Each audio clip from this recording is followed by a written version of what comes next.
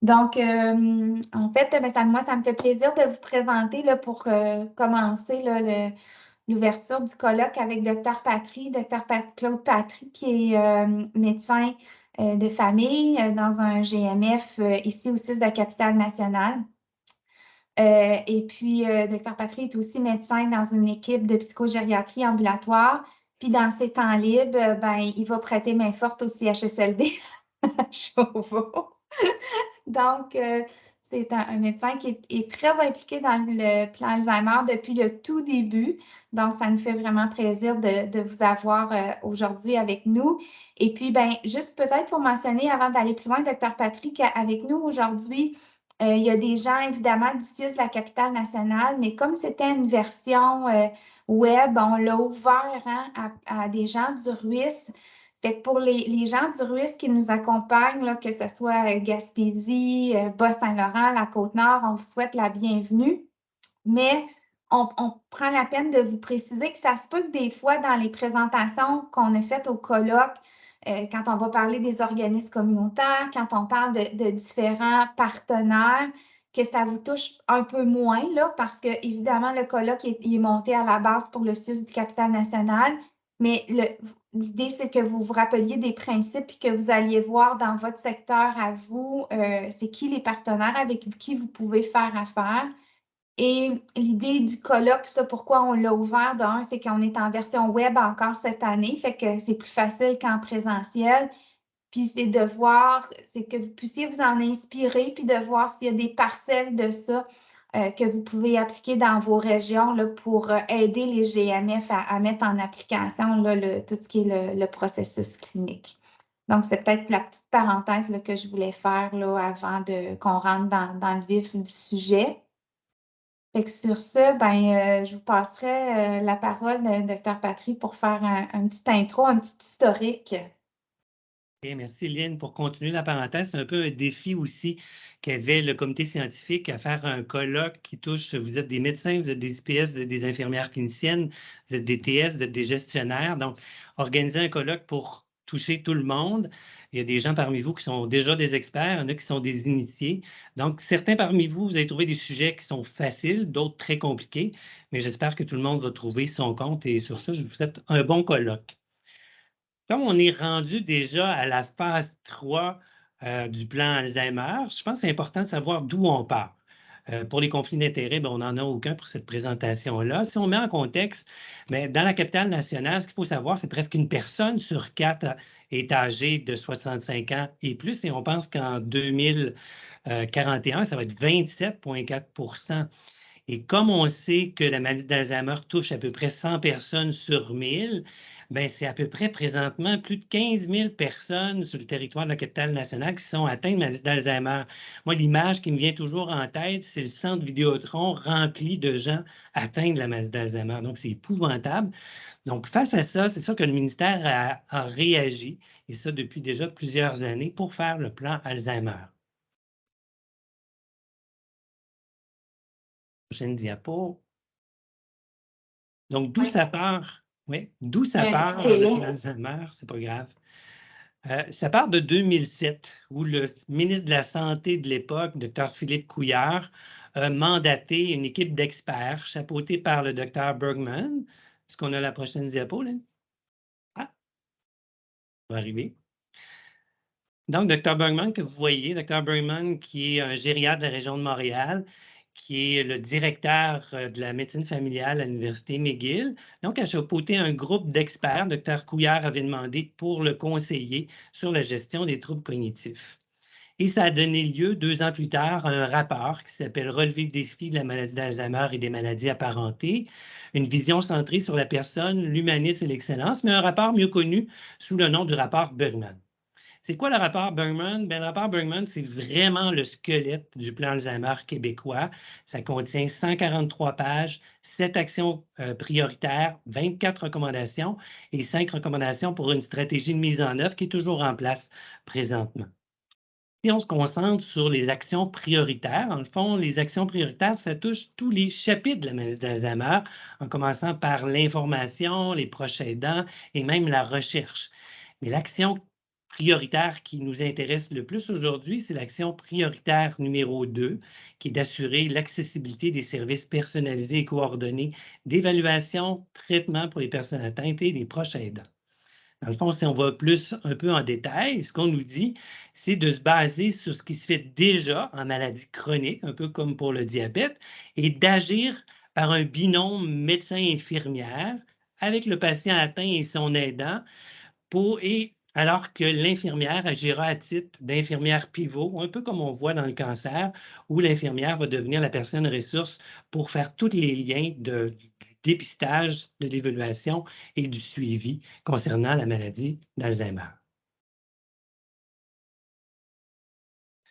Donc, à la suite du rapport Bergman, le ministère a emboîté le pas en injectant de l'argent et en débutant un grand concours à travers les GMF.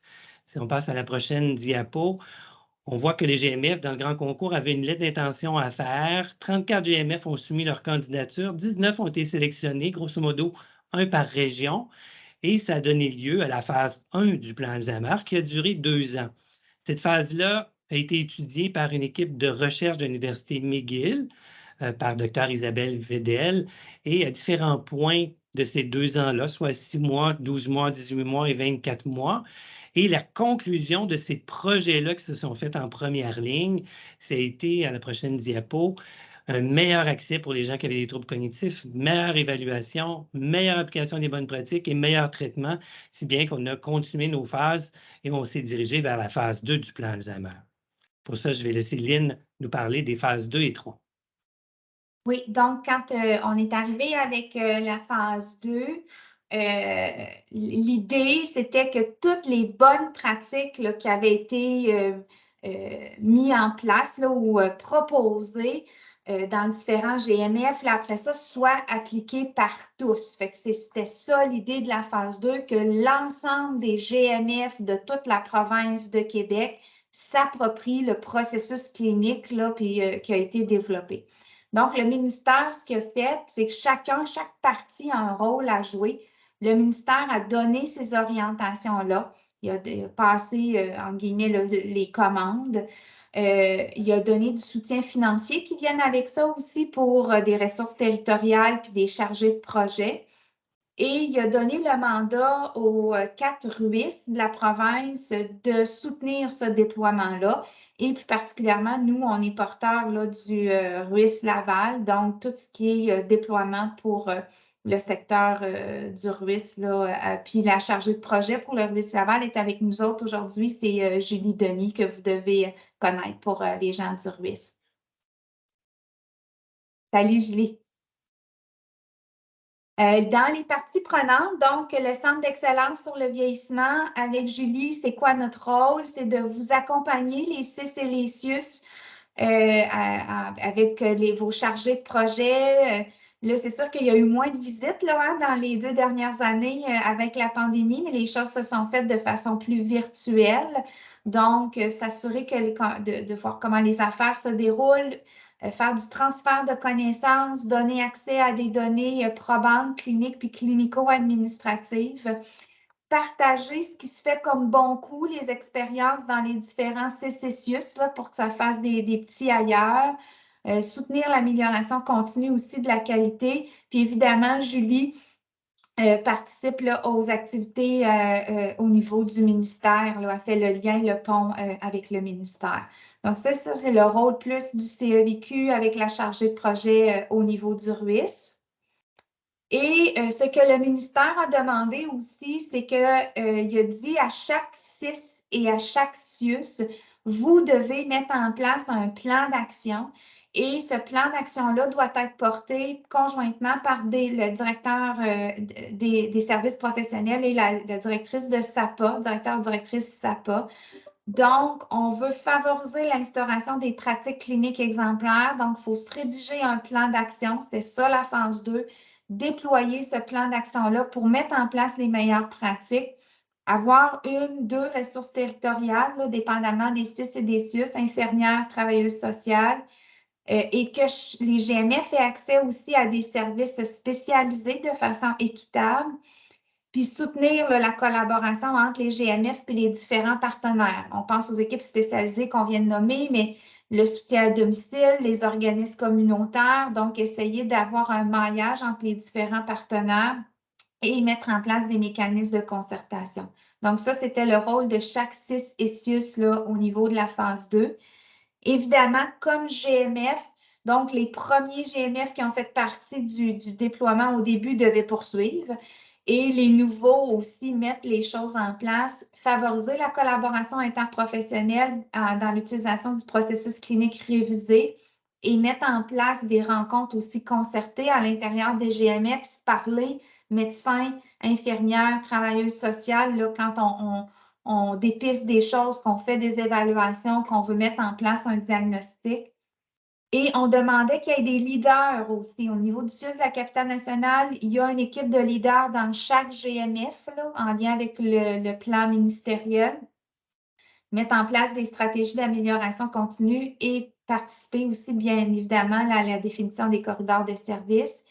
Et il y avait des missions aussi pour les organismes communautaires, donc de s'assurer qu'au sein de notre région, il y ait des organismes qui peuvent donner de l'information, de la formation puis du répit aux usagers qui sont atteints et à leurs proches aidants.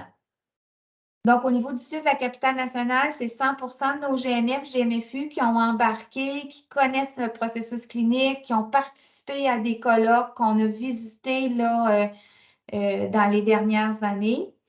Et là, depuis l'année passée, on est embarqué dans la phase 3. Donc, Hélène, elle a eu la gentillesse là, de vous mettre directement dans le chat les liens pour les documents du ministère en lien avec la phase 3. Donc, l'objectif général, c'est de faciliter les transitions dans le parcours des usagers qui vivent avec un TNCM en adéquation avec leurs attentes et celles de leurs proches pour améliorer les conditions de vie. Donc, les usagers, ils nous répètent souvent qu'ils ont à dire leur histoire à chaque fois qu'ils voient des partenaires, puis que ce n'est pas toujours facile, les liens entre nous. Donc, c'est vraiment ça l'objectif général de la phase 3. Et on va plus particulièrement dans le détail. Évidemment, on veut maintenir les acquis de la phase 2. Là. Le processus clinique, c'est quelque chose qu'il faut qu'il demeure dans le diagnostic et dans le suivi. Mais on va aller plus loin. Ce qu'il faut que vous reteniez, c'est promotion de la santé cognitive puis de la réserve cognitive. On vous en parlera, entre autres, là, dans les 2 jours de colloque. Mais je pense à une vidéo aussi qu'on a montée avec Martine Dallaire l'année passée, qui est directement en lien avec ça, des rames, des formations continues qu'on a eues. Mais au-delà de ça, il faut que ça se fasse partie de nos préoccupations. Une approche santé sur la personne et non sur la maladie. Hélène vous a mis un lien encore plus haut, là, pour un petit peu plus haut que les liens du ministère sur la Charte canadienne des droits des personnes atteintes de maladies neurodégénératives, fait que ça doit faire partie de nos préoccupations. Une approche de santé globale, physique, psychologique, psychosociale, puis qu'on fasse du mentorat aussi à l'intérieur de ça. Évidemment, un partenariat avec l'usager. L'usager fait partie de la prise de décision, il est concerné, il est un acteur actif à l'intérieur de chacune des transitions, qu'on ait des échanges à l'intérieur de nos GMF et qu'on s'attarde aux besoins des proches aidants aussi là, dans les principes globaux de la phase 3. Évidemment, on rentre aussi la collaboration interprofessionnelle, mais pas juste à l'intérieur du GMF. Puis dans les transitions, on pense aussi au SCPD. Donc, quand les choses se compliquent, complexifient un peu plus, qu'on voit apparaître des symptômes comportementaux psychologiques de la démence, tout le partenariat aussi avec les équipes ambulatoires SCPD que chaque CIUS devrait avoir là, selon les demandes du ministère. Donc, ça va être vraiment les gros objectifs de la phase 3 dans lequel on est embarqué déjà. Puis, vous avez dans le PowerPoint que vous allez avoir, il y a les liens avec les différents outils du ministère, là, les orientations, le plan, puis les travaux ministériels. Puis, c'est sûr que là, il faut qu'on se monte un plan d'action à partir de ces documents-là, puis vous les avez dans le chat. Donc, ça fait le tour de ce qu'on voulait vous présenter pour l'instant, pour faire un retour un peu historique de c'est quoi le plan Alzheimer, puis où est-ce qu'on en est rendu là, dans les différentes étapes. Donc, on serait rendu à la présentation de Dr. Verrette. Qui s'intitule Vieillissement normal et signes pathologiques, la cognition. Donc, Dr. Verrette, pour ceux qui ne vous connaissent pas déjà, Dr. Verrette qui s'intitule Vieillissement normal et signes pathologiques, la cognition. Donc, Dr. Verrette, pour ceux qui ne vous connaissent pas déjà, Dr. Verrette